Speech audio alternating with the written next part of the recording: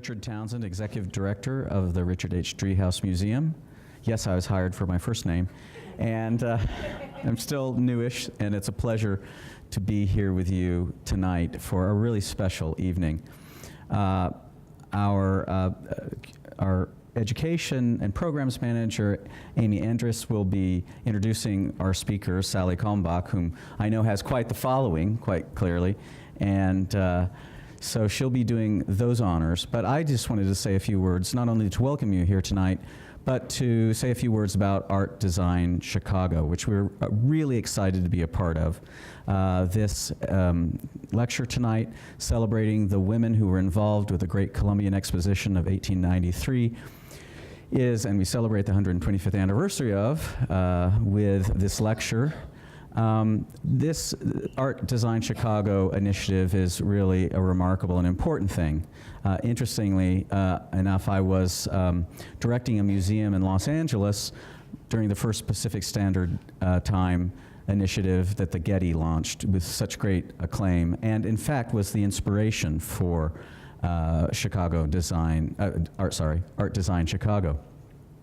So it's, great kudos to the Terra Foundation, and I'd also like to mention their terrific partner, the Richard Driehaus Foundation, in bringing to Chicago the sort of exposure, certainly helping support financially and marketing-wise this initiative amongst the many participating museums. And having just arrived at the Driehaus Museum 2 months ago, I was talking with our terrific team here, and especially our terrific curatorial team, and we were talking about Art Design Chicago. I said, well, what are we doing for it? Well, we're doing a couple of lectures, including this really terrific Sally Kalmbach lecture. And I said, well, that's wonderful, but what about an exhibition? And so we talked about it a little, and we decided that we could join the fray, so to speak. And I wanted to alert you all to 3 very special exhibitions opening on September 8th, so please come back. And one is called Beauty's Legacy, Gilded Age Portraiture in America, which is drawn from the New York Historical Society's collections. The second is even more exciting. It's our edition, our own edition of the Beauty's Legacy New York Society Portraiture Show, and that's called Gilded Chicago, Portraits of an Era. And those portraits, those paintings, portraits by leading artists such as William Merritt Chase and Léon Bonnat, of folks like, Marshall Field II, Samuel Nickerson, who built this house. Those will be featured in the original painting gallery. So, and even more to the point, the pictures that originally hung in that gallery downstairs on the first floor went to the Art Institute of Chicago, as Samuel Nickerson was one of the founding members of the Art Institute. So this is all the wonderful interconnectedness of all this, and it's especially something like Art Design Chicago was designed to elevate, celebrate, bring to all of us here, make us proud of our community and its rich history, its rich culture. And so finally, the third exhibition that opens on the 8th of September, which I want to alert you to, is called Treasures from the White City, Chicago's 1893 World's Fair. So that's directly to the point tonight, and it'll be an exhibition drawn from our own permanent collection, as well as from the collection of Mr. Driehaus, which will feature amazing works by Tiffany Gorham and ephemera from the fair. So it will be a really remarkable small exhibition drawn from the riches of our own collections here. So that is what I wanted to share with you tonight, because I'm excited about it. I'm excited to be in Chicago. I'm excited that we're celebrating Art Design Chicago, and that this is one of its more important lectures, I think, because we have the great Sally Kalmbach with us tonight. So I'd like to introduce our programs manager, Amy Andrus, who's going to tell you about our speaker. Thank you.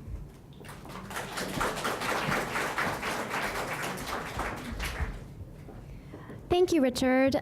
Good evening and welcome. Thank you so much for being here on such a lovely evening, if not a little bit chilly. Most of you have become well acquainted with the Art of Seating exhibition, which features 37 significant examples of American chairs from 1810 to 2010. It's a wonderful exhibition, so if you haven't had time to see it, there is still time because it doesn't close until August 12th. Soon thereafter, the other 3 exhibitions that Richard described will open in September as well. And there are also several programs still to come that were inspired by the exhibition. For example, next week, we present our last lecture in our Designing Women series, which explores the important contributions of female designers in modern and contemporary chair design. Acclaimed 21st century chair designer Vivian Beer, whose remarkable work is featured in the exhibition, and she also donated a wonderful new piece to our active sitting lounge, visitors lounge, right here that you can sit in as well. She will provide a window into her inspiration, her skill, creative process, and the challenge of transitioning studio art into commercial production.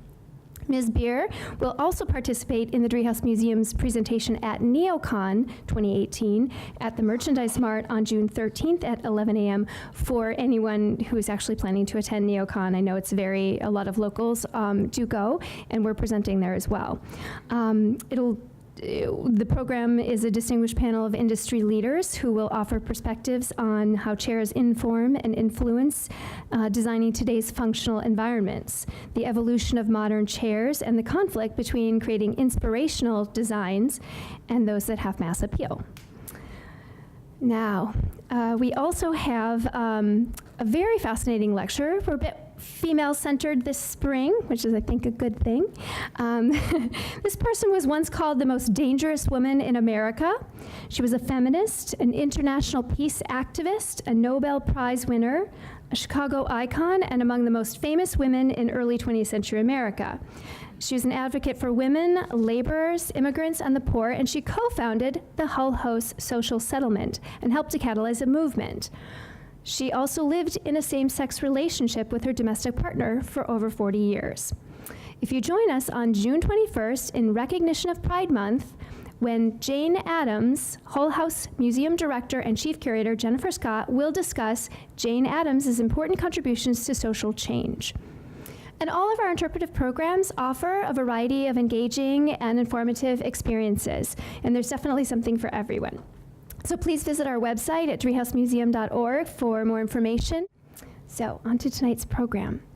As the grandest international spectacle in a great age of spectacles, the world's Columbian Exposition, held in Chicago in 1893, captured the public's imagination, as clearly it still does today. In honor of the exhibition's 125th anniversary, tonight we're delighted to present one of our most beloved Driehaus Museum experts to talk about the leading ladies of Chicago's Columbian Exposition. Not only is she one of Chicago's most popular historians and walking tour leaders, she leads many, many different kinds of tours all over the city, different neighborhoods. So definitely check her out. And if you have an opportunity, take one of the tours. We offer, I think, 3 here at the museum this year as well. But she's also an accomplished author, having penned 2 enlightening books on 2 fascinating and influential women in Chicago's Gilded Age. One I have here, which we have for sale in the museum store, is The Jewel of the Gold Coast, and it's all about Bertha Palmer. And the other is about the Thorn Rooms. So here with us today to discuss her latest research, which expands on her life's work, exploring the lives of those extraordinary women who left lasting legacies to the city of Chicago. Please help me in welcoming Sally Sexton Kalmbach.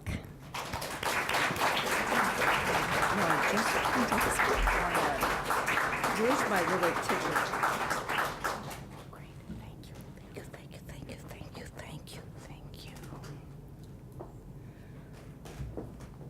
In 1890, Chicago won the chance to host the world's Columbian Exposition, but not without a fight.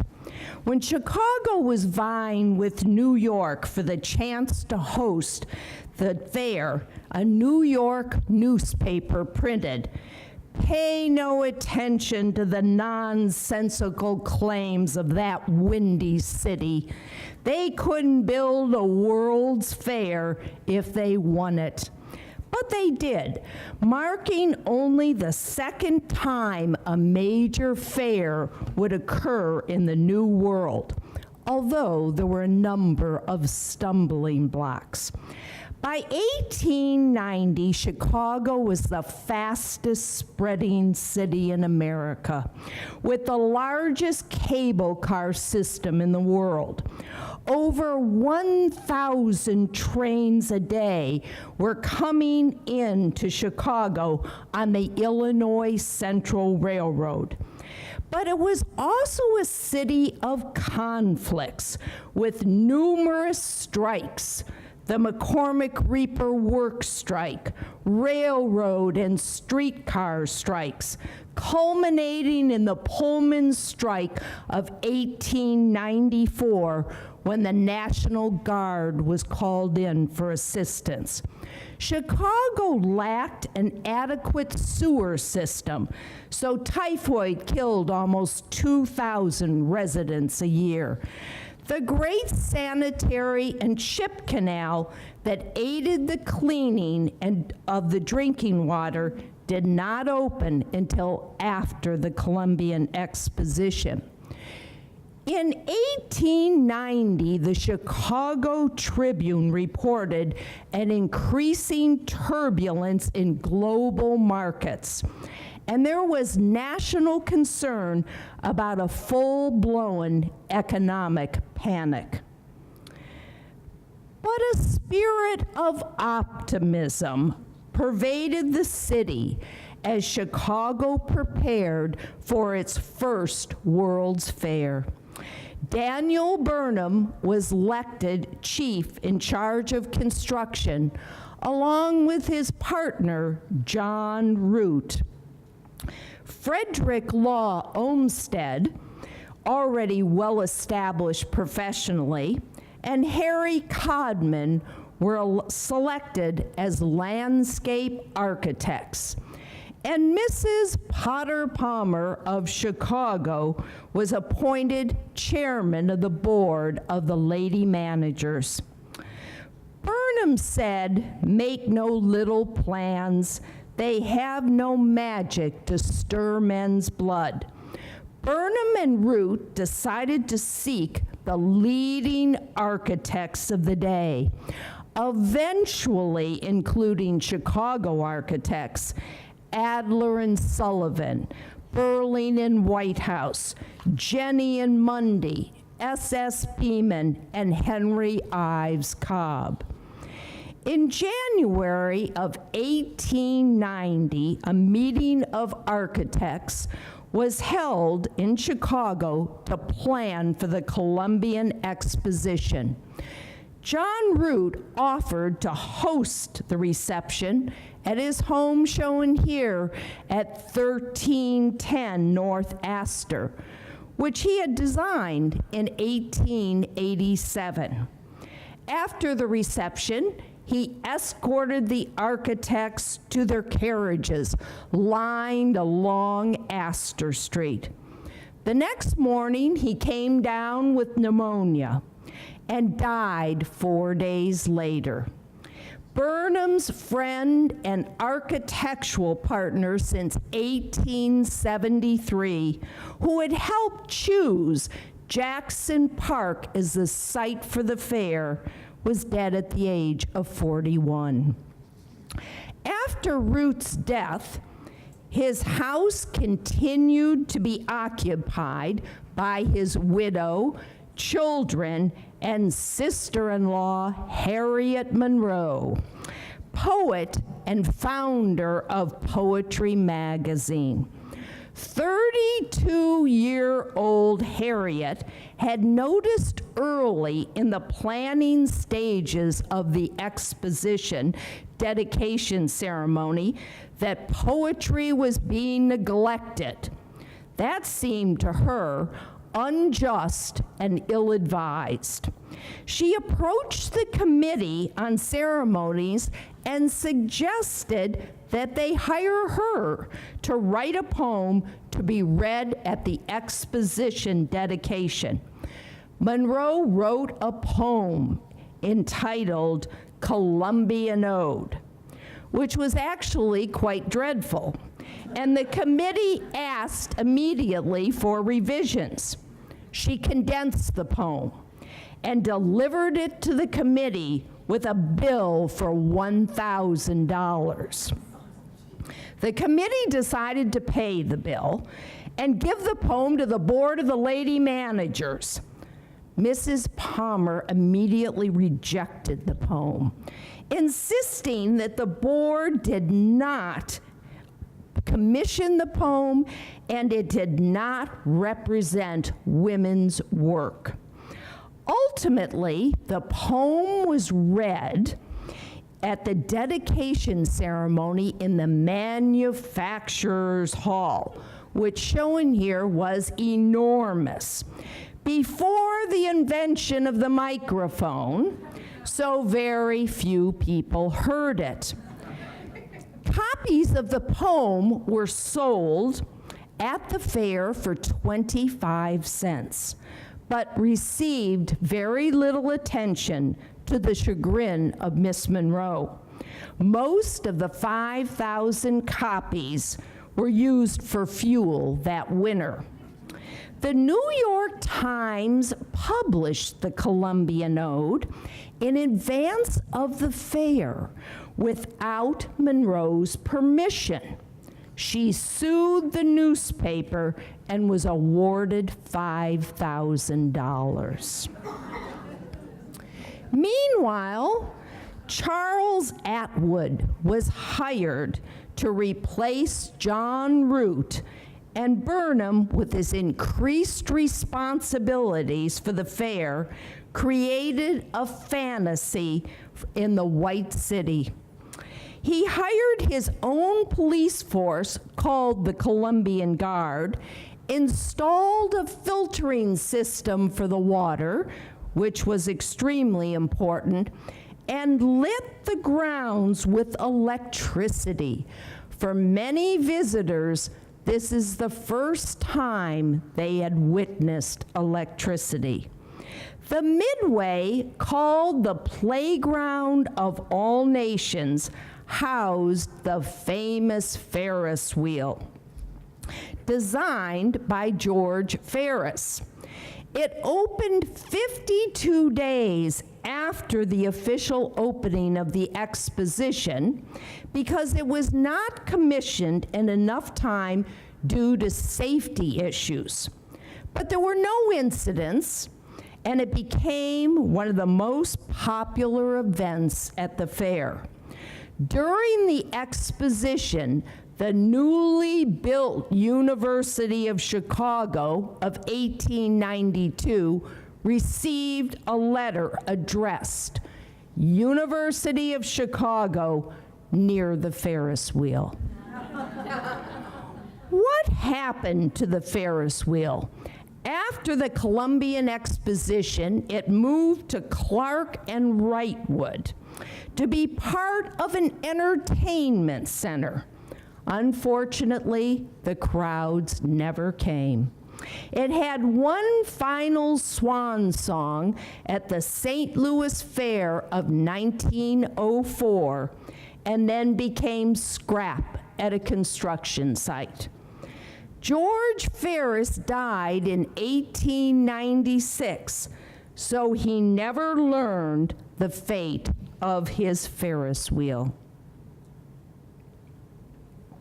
Mrs. Palmer did not overlook the influence of women's clubs as the population of Chicago was growing dramatically, doubling between 1880 and 1890. She, along with Jane Addams, joined the Woman's Club, established in the 1880s, primarily for the study of social problems. The club became very active in securing speakers for the World's Congress held at the Art Palace, which was to become the Art Institute of Chicago at the close of the fair. Working girls, as well as social leaders, belonged to the club. The first World Congress topic was dress reform. maybe one we should bring back. Mrs. Palmer also joined the Fortnightly Club, founded in 1873 and considered to be the first women's club in Chicago. Mrs. Palmer gave her first public speech at the Fortnightly Club in the 1880s, entitled The Obligations of Wealth. And it prepared her for the numerous speeches she would give as chairman of the board of the lady managers for the Columbian Exposition. Today, the Fortnightly is housed in a home designed by Charles F. McKim, one of the leading architects of the day. He traveled to Chicago to design the agricultural building for the Exposition, and at the same time designed the Byron Lathrop House that became the headquarters for the Fortnightly in 1922. The Act of Congress, which created the World's Columbian Exposition, also included a board of lady managers. 117 women total were selected from every state, territory, members at large, and 9 from the city of Chicago. Mrs. Palmer wrote, "There has been much unfavorable comment about the somewhat ridiculous title of the board, and with justice. But the fault is not with the women. Its membership includes doctors, lawyers, merchants, farmers, as well as suffragists and social workers." Mrs. Palmer mentioned in her dedication speech in October of 1892 that even more important than the discovery of Columbus is the fact that the general government has just discovered women. Unfortunately, again, most people never heard the speech, but would have read about it in one of the 29 daily newspapers in print during that time. In November of 1890, Mrs. Potter Palmer was elected chairman of the Lady Managers. She traveled immediately to Washington, D.C. to appear before the Appropriations Committee to secure money for the Woman's Building. The Woman's Building was constructed to exhibit women's industries, the quality and development over the centuries. It was the most substantial recognition of women's work ever accorded by an exposition or exhibition.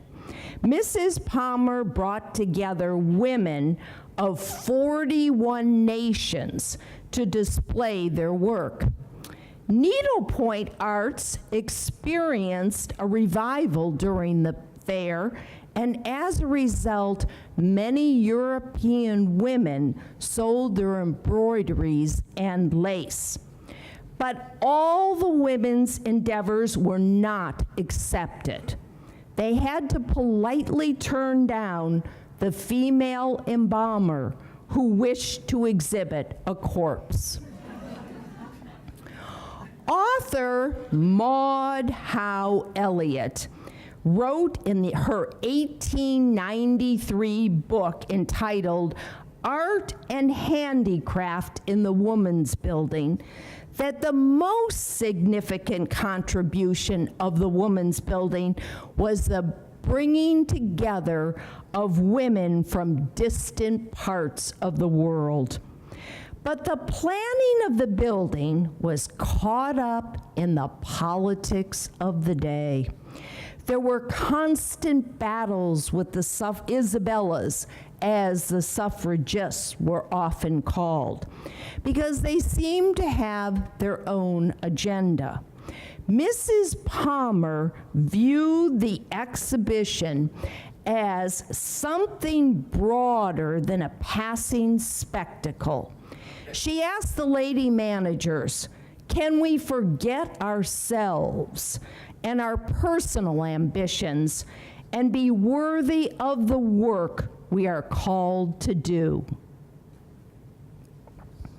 Susan B. Anthony arrived in Chicago to attend the fair and speak at the Congress of Representative Women held at the Art Palace, again, which was to become the Art Institute of Chicago. Anthony, nearing 70 years old, had been influential in organizing women to play a prominent and official part in the management of the 1893 fair. She chose to work discreetly because many influential officials were opposed to the suffragists. Anthony was singled out as the veteran leader of American women suffragists, and the Inner Ocean newspaper wrote that she was the most prominent, honored, and most in demand of all women attending the Columbian Exposition. Anthony proposed establishing a daily newspaper in Chicago that would be owned, edited, and run by women. She was later quoted by the Chicago Daily Tribune on the differences in attitude between women and men toward the news. She said, "I wouldn't have a whole page blistered with murders and criminal assaults and thefts. The newspaper would advocate absolute equality for all human beings." Both Anthony and Palmer received prominent coverage in national newspapers due to their official roles at the fair. Daniel Burnham selected Richard Morris Hunt, shown here, one of the leading architects of the day, to design the Woman's Building. Hunt had designed the Borden Chateau, located on Lakeshore Drive and Bellevue, similar in style to the Vanderbilt mansion that he had designed the previous year in New York City. He further designed the Administration Building, thought by many to be the most beautiful building at the Columbian Exposition. But the Board of Lady Managers wished for a woman architect and held a competition in February of 1891. Because Mrs. Palmer was a hands-on manager, she drew a sketch of her vision of the Woman's Building. The 21-year-old Sophia Hayden, the first woman graduate of the Architectural School of MIT, won the competition. And according to Frances Willard, president of the Women's Temperance Union, was paid less than half the salary offered to men. Miss Hayden was under the impression she had control of the interior of the Woman's Building as well as the exterior. She started declining donations because she thought the interior would be a complete hodgepodge. Mrs. Palmer was determined to accept as many donations as possible and hired Candace Wheeler, a very well-known interior designer, to complete the task. Eventually, Miss Hayden had a nervous breakdown in Daniel Burnham's office and never designed another building. The Woman's Building was one of the first buildings completed at the fair. The American Architect and Building News reported in 1892 that the structure most advanced in Jackson Park is the Woman's Building, which would lead one to believe that the theory that women do not know how to keep an appointment must be a myth. A 22-year-old sculptor from Kentucky named Enid Yandell designed the 24 female figures which supported the roof garden of the Woman's Building. Enid had no trouble acclimating herself to the fair studio where all the other sculptors were men. Sophia Hayden had left and to return home, so Mrs. Palmer was especially happy that she could provide a live woman artist who could be seen at work by the lady managers. Yandell entered the contest in 1892 to become the official sculptor for the Woman's Building. And although she later received a medal for her efforts and continued with a very successful career, she did not win the competition. 19-year-old Alice Rideout won the competition, and reportedly it took Rideout longer to come to Chicago than it did to execute the 12-foot-high winged angel figures that adorned the rooftop of the Woman's Building. The figures represented to many emancipated womanhood, soaring far above the trifling things which for centuries past formed the sum and substance of women's lives. As was the case with Sophia Hayden, at the close of the fair, Alice Rideout disappeared from history. Sarah Hallowell, as secretary of the art department of the Chicago Interstate Industrial Exposition, worked with Potter Palmer and later became the Potter Palmer's art agent. She introduced the Potter Palmers to Mary Cassatt and Paul Durand-Ruel and the Impressionist dealer. She also exhibited Impressionist paintings in Chicago in 1890 at the Exposition building, shown here, designed by W.W. Boynton, located on the site of today's Art Institute. Made of brick, wood, and glass, it had the look of the Crystal Palace in London in 1850. Monet, Pissarro, and Degas were represented at the show 3 years before the lone exhibit at the Palace of Fine Arts for the Columbian Exposition.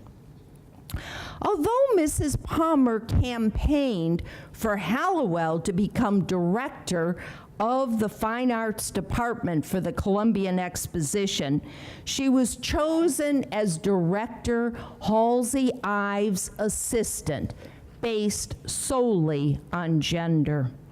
Mrs. Palmer started collecting paintings shortly after her marriage, but the bulk of her Impressionist paintings were purchased in 1891 and 92 when she traveled to Paris as chairman of the board of the Lady Managers. She was considered a pioneer in buying Impressionist art, among the first to bring it to the United States, but definitely the first to the Midwest. The paintings were hung in tiers according to styles against a red velvet background in her combination ballroom picture gallery in her Lakeshore Drive castle. Don LeCirque was reportedly her favorite painting. It was purchased in 1892 for $1,750 and always hung in her bedroom. Later, after Potter Palmer's death when she lived abroad, she always took this painting with her. Mrs. Palmer's art collection was in a constant state of flux, largely because she acted as a dealer, always buying and selling paintings. At one point, she had 90 Monet paintings. Mrs. Palmer traveled throughout Europe to solicit the support of foreign rulers. She arrived in England and visited with Princess Christian, Queen Victoria's daughter, and asked her to participate in the Women's Building. The princess was alarmed at first when she thought Mrs. Palmer was talking about women's rights. Princess Christian thought women should be trained only to care for their families, beautify the home, and care for the sick. But she did concede their right to better wages in the occupations traditionally identified with their sex: nursing, needlework, and teaching. Before leaving Paris in 1891, Mrs. Palmer commissioned Mary Cassatt, an American of exceptional talent living in France, to paint a large mural entitled "The Modern Woman" for the Women's Building at the Columbian Exposition. This is a picture of Mary Cassatt, obviously later in life, although she was 48 years old at the time the mural was commissioned. And a very well-known artist, Elizabeth Gardner, turned it down. So Mary Cassatt was not Mrs. Potter Palmer's first choice, and Elizabeth Gardner turned it down because it was actually too physical to paint. In general, the public did not understand Cassatt's allegory of women pursuing fame and plucking the fruits of knowledge. Cassatt, a good friend of Degas, was relatively unknown in the United States, although her reputation among French artists was growing. Degas said about Cassatt, "No woman has the right to draw like that." He was strongly against Cassatt accepting the commission because it was a departure from her easel work. The mural was hung at the end of the main gallery of the Women's Pavilion. So you can see it. So here was Mary Cassatt's mural, and actually on the other end, Mary McMoney's. So you can see it was very difficult to see the mural anyway. In a letter Mary Cassatt wrote to Mrs. Potter Palmer, she said, "I think you will be pleased with my work, but maybe not appreciate it as much if it's raised 8 feet. But she never did attend the Columbian Exposition to view the mural, which received less than enthusiastic reviews. And unfortunately, the mural painted by Mary Cassatt was lost at the close of the fair. The last recorded message was both murals were moved to a warehouse on Clark Street, and there was no notification after that. And it was unfortunate because the Art Palace was turning into the Art Institute of Chicago, so they actually had someplace they could have delivered them, but it did not happen. Not only did Mrs. Palmer travel throughout Europe to solicit the support of foreign rulers for women's exhibits, but she worked tirelessly in the United States, contacting the Washington, D.C. Patent Office to include inventions by women. There were 3,000 patents on file by women, and although Mrs. Palmer wanted to show only a few remarkable things, the invention room was crammed with an odd assortment of items. Helen Henroten, co-founder of the Friday Club, an active Chicago philanthropist, was disappointed in the inventions room. She noticed that none of the valuable and scientific inventions were shown. There was a combination sofa and bathtub, a dress stand which could become a fire escape. But the winner was, oh, here's another shot of the interior of the woman's building. You could see that a little bit better. But the winner was the Hambell egg and cake beater, which received 60,000 orders. Although the official French show at the Exposition contained only one French Impressionist painting, the lone exhibit, orchestrated by Sarah Hallowell, housed in the Fine Arts Building, later to become the Museum of Science and Industry, contained numerous paintings donated by their American owners, including 15 by Mrs. Potter Palmer.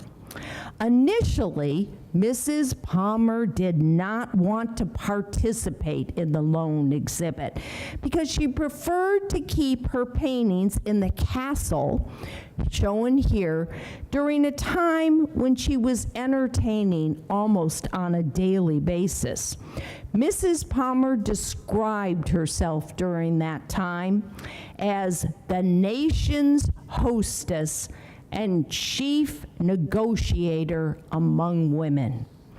In 1892, Mrs. Palmer opened her castle for the Columbian Bazaar of all nations to raise money for the children's building, which was an afterthought, which was to be located next door to the women's building. The bazaar was a miniature fair and raised the needed $35,000 in 3 days with 8,000 people attending. Although it was written in the paper, a few silver spoons went missing. The children's building offered educational materials for kindergartens, which were becoming very popular in the United States, had a large gymnasium, and offered babysitting services for working women, which you could almost say this was a precursor to daycare center, because this is 1893 for working women. But the desirable baby check experienced numerous problems. Many nursing mothers forgot to return to the nursery every 2 hours to feed their babies. Others were lost or distracted by exhibits and returned after hours with their claim checks. By 1890, women's fashions were changing to reflect their entry into the workforce as operators of the telephone and the typewriter. The Gibson Girl look, shown here, created by illustrator Charles Gibson, included a tailored high-neck blouse with a flared skirt. Shirtwaist became the first garment for women that was mass-produced. Of course, women still required petticoats and corsets to achieve the liberated Gibson look. The bicycle craze swept the country in 1890s. Thanks to this new fad, women started wearing culottes and were able to escape from their families and chaperones to ride the neighborhood streets. But one woman in Chicago donned a flesh-colored sweater and black tights and cycled in heavy traffic down Dearborn Street. She was arrested for disorderly conduct and charged $25. There were over 500 bicycle clubs in Chicago at the time of the Columbian Exposition, and bicycling became a very popular means of transportation around the grounds. Bicycles cost as much as $150, when the average salary per year was between $200 and $400. Many journalists from around the world wrote articles about their impressions about the fair, which were published in newspapers from Paris, Illinois to Paris, France. In the 1960s, 12 newspaper articles were found at a Minneapolis rummage sale. And numerous hours of research, the author, Marian Shaw, was identified as a woman journalist from North Dakota who visited the Columbian Exposition for several weeks and wrote a whole series of articles. They were eventually republished to coincide with the 500th anniversary of Christopher Columbus sailing to the New World and the 100th anniversary of the Columbian Exposition. Marian Shaw was impressed with the rapid advancement made by women during the past 100 years, illustrated in the Woman's Building. Her only criticism, the crowded conditions displaying the items, which indicated Sophia Hayden was probably correct. Despite all the crowding, the cafe on the rooftop of the Woman's Building, which was a last-minute addition, was said to be the best restaurant on the fairgrounds and the most successful financially. Mrs. Riley, who had the concession, made a profit of $44,000.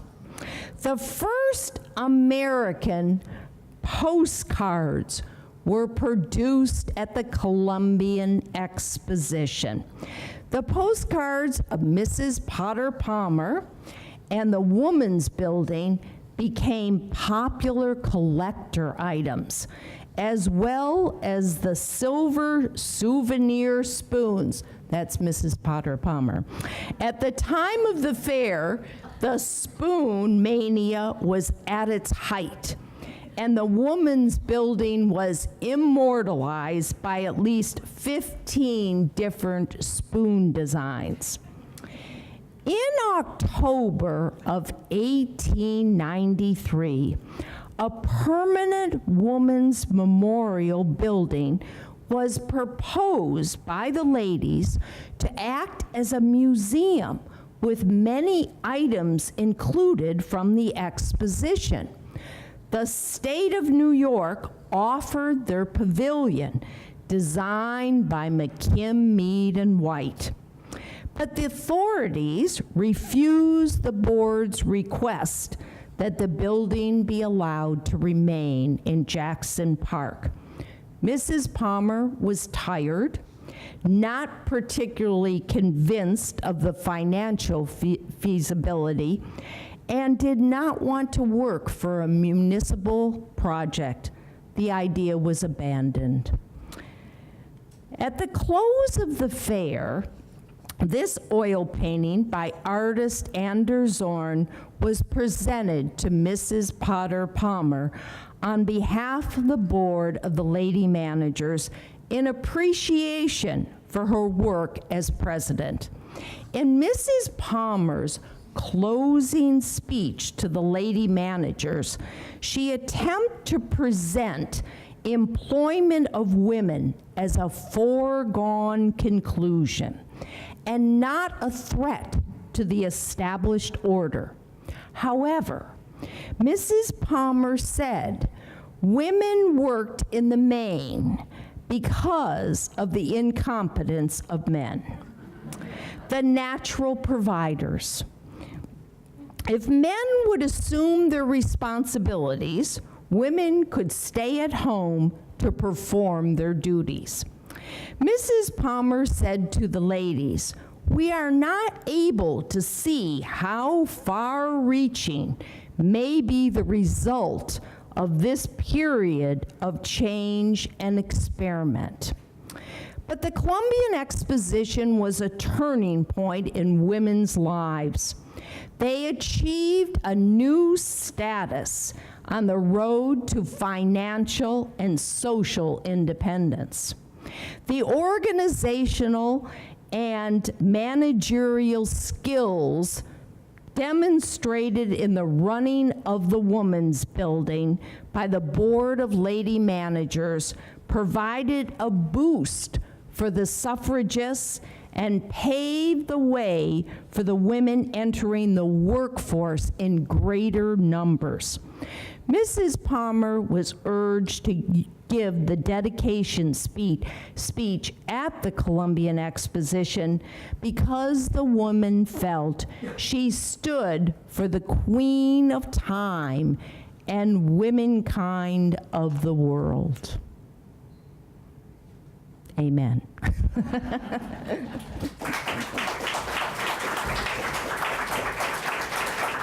So, any questions?